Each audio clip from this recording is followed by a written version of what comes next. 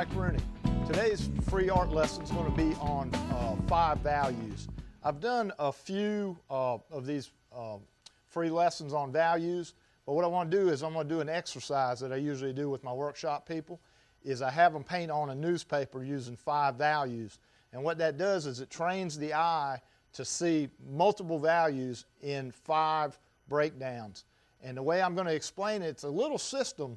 I've never heard it explained before. A lot of times when an artist teaches something, he's teaching a conglomeration of things that he's heard and grown up with and learned on his own, and he puts it all together and then he teaches it. But it's really an amalgamation of everything that he learned. Well, this I haven't heard before, and I don't think that I heard it taught. But it's breaking a painting down into 5 values, putting put the darkest dark on first, then bounce over to the lightest light, and then go back to the second darkest dark, and then go to the second lightest light.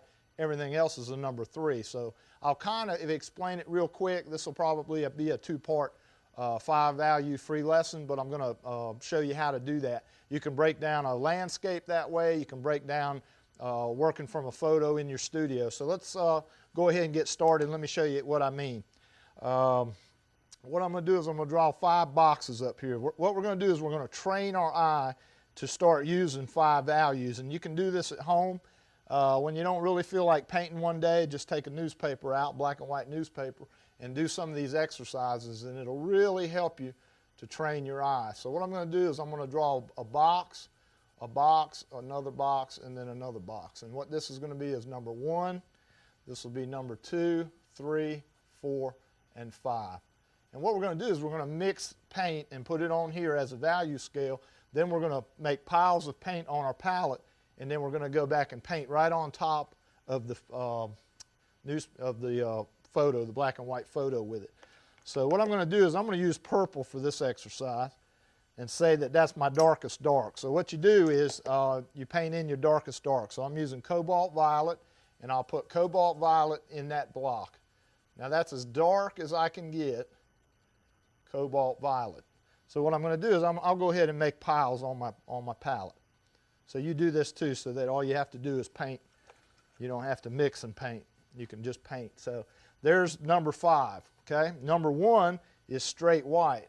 So we put straight white, and of course you can't see it on the white panel, but there's white, and we'll put a pile of white over here on the left side of our palette. All right, now what we're going to do is we're going to take half and half. We're going to mix some of the violet with some of the white and make a medium value that's halfway between here and here. So that's the number 3. Now, I don't know if that's going to be right. We'll have to do the 2 and the 4 and then tweak it a little bit to see. But anyway, there's a number 3 value. So then you take number 3 and you add a little bit more violet to it to make it a number 4. So as you can see, that's a little bit darker than the number 3, but not as quite as dark as the number 5. So then we do the same thing. We make a really nice pile of number 2. So that doesn't sound good. Number 2 here is halfway between number 3 and number 1. So when you squint, you can see how it goes from white all the way down. Now it looks to me like 3 is a little bit too much like 4, so I'm going to lighten 3 just a little bit so that I can see it now. That's a little bit better. When you squint, you should be looking at this squinting, because I always squint when I paint. That way I can see values better, and it looks like it's got a nice little step down. So I add a little bit more, I add a little white to my number 3 pile, and I should be good to go. Now on this exercise, what you do is you identify in the photo number 5. Okay, so that's really easy to do. Now this photo is out of a newspaper, so it's a little bit washed out, but you know that if we were looking at a really good photo on a piece of nice glossy paper, that this would be the darkest dark under his arm. So that's what we're going to paint in right now. We're going to take paint and paint it right on the photo, and we're going to paint in all the areas that we know should be the darkest darks. And this is what you do when you're painting. Paint all the 5s in. And all I'm doing is just covering it up. I don't have to be exact. I'm just going right up to what I think will be all the darkest darks. I think probably right in there. A little shadow right there, surely under the arm, the sleeve. The little shapes that are the darkest darks. Probably right there, some laces. You know, I'm having to imagine because this is a really, really grayish photo. But I'm just putting in a few of the dark darks. Okay, so pretty much I think that's all the really dark darks. Might be a little bit down his hand. Okay, now we go over to the lightest light. We go to number 1. We paint everything in, which is just basically white paint, and we paint in everything that we know is a number 1 value. Now remember, I'm doing values here. So I'm painting in everything that I know is being hit by the light. And let's see, probably the top of his tennis shoe. And notice how I'm using my brush. I notice a lot of people in workshops work with a brush like a pencil. This is not a pencil, this is a brush. That's why they make the handles so long, so that you can work off the back of it.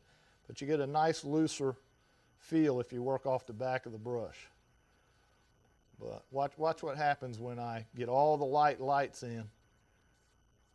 I'm going to put all the lights. Let's see, I'm going to leave. Should I do that? I can always change it later. I think I'll make that a number 2. No, I'm going to go ahead and make it a number 1. What you're doing is you're training your eye to identify what shapes should be what value. And that's what this whole purpose of this exercise is so that you can train your eye to pick out values. So there, you know, the darkest dark's really easy to figure out. The lightest light is really easy to figure out. Now we go to the one that's a little bit harder. We've only got 2 more to do, because once we do these 2, which is number 4 and number 2, everything else is a number 3. So what we're going to do is we're going to paint in the number 4s. So let's make sure we got lots of number 4. So I look and I say, okay, what's the second darkest dark? So I squint and I see that the second darkest darks are here, here, along the top of that. This is pretty dark underneath his chin, down here. This shirt. You see, I'm painting over all the little lines and everything too, because I'm not really concerned about them too much. All I'm trying to do is fill in the second darkest darks. So let's see, under his hand, this fella's hand right here is pretty dark. This little bit of his pants, and this ball. Looks like the ball is pretty much okay. All right, so there's the number 4. Now we go back in and say, what is the second lightest light? This is when it gets a little bit tricky, because we're getting on down there now. We're trying to get the second lightest light. But if you stay in order, you'll be okay. It's when you get out of order and you get confused and you start looking at this thing as what it is, a bunch of mishmash of shapes, you'll start to get scared. So don't do that. So we're working on number 2, so we paint all the second lightest lights. And we just make sure that we paint all the second lightest lights in. So we know that this is part of his pants right there. Let's see, what else is pretty light here? This pants right here look pretty light. We're just trusting now that this thing's going to work out, aren't we? Okay, see, that's going to be dark. This is pretty light right here. This is his hand going down on the ground. Got a little armband on. And let's see, what are we on? Second lightest lights. Probably that skin right there, right along the ball. His leg. Okay, maybe this little piece of hand and that. Okay. And let's see, it looks like that might be a number 2. No, that's probably a number 3. So everything else is a 3, let's assume. Then we'll go and we'll figure out what we need to change to make it read right. So we're going to make a number 3 up. Be sure we keep it at number 3 and paint everything else in that isn't painted in. That's not dark enough. There's got to be a little difference between 2 and 3. Let's put a little more in there and make it a good 3. So we're going to paint all this. It's not quite reading right. We got to do the floor and the hand up under his arm, on his head. Okay, this is number 3. I'm just basically painting in everything else as a number 3. This may be a little confusing right in this section. I might have to do something with that. Let's make that a number 5, right along his leg, so I can show that's his leg right there. Okay. All right, now all the values are in 1, 2, 3, 4, and 5. And when you're up close on it, because it's so fragmented, it's hard to see, but I'm sure from where you're looking at it, it probably looks like a couple ball players, or so you can tell it's a couple guys doing something. And that, if you can start with this, you can if this was in color and you were going to come back and tweak shapes and everything, you'd be okay. But look how just painting right on the newspaper with 5 values makes that read right. It looks like a guy down on the ground. You can kind of tell they're basketball players. One guy over here on top, over top of him, trying to grab the ball. So that's what you do, whether you're working on a landscape out there, plein air, or you're working from a photo and you're trying to paint it up here. If you'll break it down into 5 values, it's a whole lot easier to get started and block it in. Hope you enjoyed this free lesson. If you'd like to see more of my work or find out about me, you can go to MikeRooneyStudios.blogspot.com.